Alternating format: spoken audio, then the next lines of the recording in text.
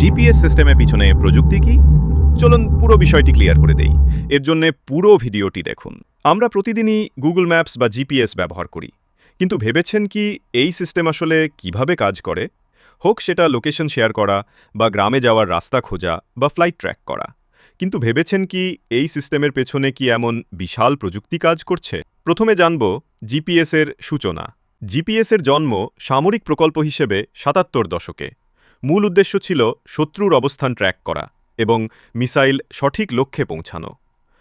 পরে ১৮৮৩ সালে এক বিমান দুর্ঘটনার পর মার্কিন সরকার সিদ্ধান্ত নেয় যে জিপিএস সবার জন্য উন্মুক্ত হবে, আর আজ সেটা আমাদের দৈনন্দিন জীবনের অংশ।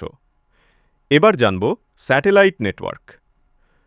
পৃথিবীর চারপাশে বর্তমানে ৩১টি সক্রিয় জিপিএস স্যাটেলাইট রয়েছে। এগুলো মিডিয়াম আর্থ অরবিট এমইওতে থাকে, প্রায় ২০,২০০ কিলোমিটার উচ্চতায়।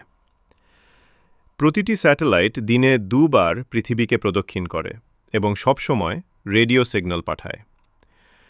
এই স্যাটেলাইটগুলোকে ৩ ভাগে ভাগ করা যায়। ১. স্পেস সেগমেন্ট, মহাকাশে থাকা স্যাটেলাইট। ২. কন্ট্রোল সেগমেন্ট, পৃথিবীতে থাকা গ্রাউন্ড স্টেশন যেগুলো স্যাটেলাইট আপডেট করে।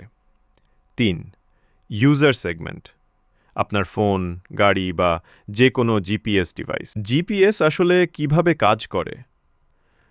স্যাটেলাইট থেকে আসা প্রতিটি সংকেতে থাকে স্যাটেলাইটের অবস্থান এবং সঠিক সময়।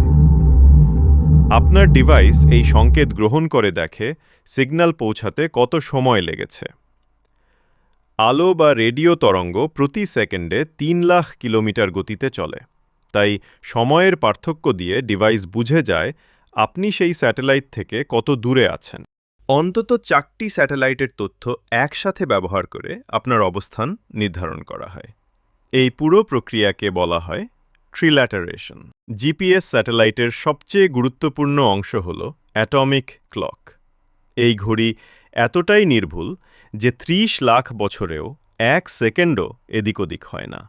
এর জন্যই সিগন্যাল আসতে যে কয়েক মিলিসেকেন্ড লেগেছে সেটি সঠিকভাবে মাপা যায়।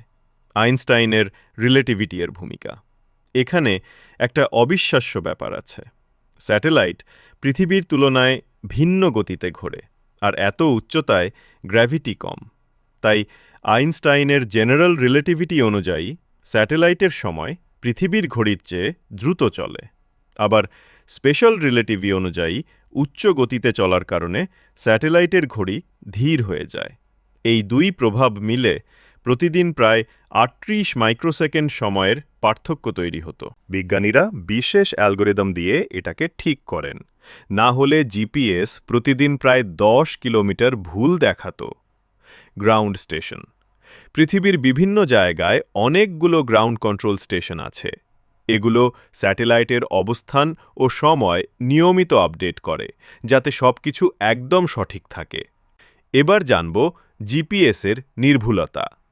সাধারণ মোবাইলের জিপিএস কয়েক মিটারের মধ্যে সঠিকতা দেয়, কিন্তু সামরিক জিপিএস আরও শক্তিশালী। কিছু ক্ষেত্রে মাত্র সেন্টিমিটার পর্যায়ে নির্ভুল অবস্থান দেখাতে পারে। জিপিএস-এর ব্যবহার মোবাইল লোকেশন ও গুগল ম্যাপস, বিমান ও জাহাজ চলাচল রেস্কিউ ও দুর্যোগ মোকাবিলা, বৈজ্ঞানিক গবেষণা, ভূমিকম্প মাপা, আবহাওয়া পূর্বাভাস, সামরিক খাতে মিসাইল গাইডেন্স, ট্র্যাকিং, এসব কাজে জিপিএস নির্ভুল তথ্য প্রদান করে। শুধু তাই নয়, আমাদের ব্যাংক লেনদেন, মোবাইল নেটওয়ার্ক, এমনকি ইন্টারনেট সার্ভারগুলোতেও এখন জিপিএস সময়ের ওপর নির্ভর করে।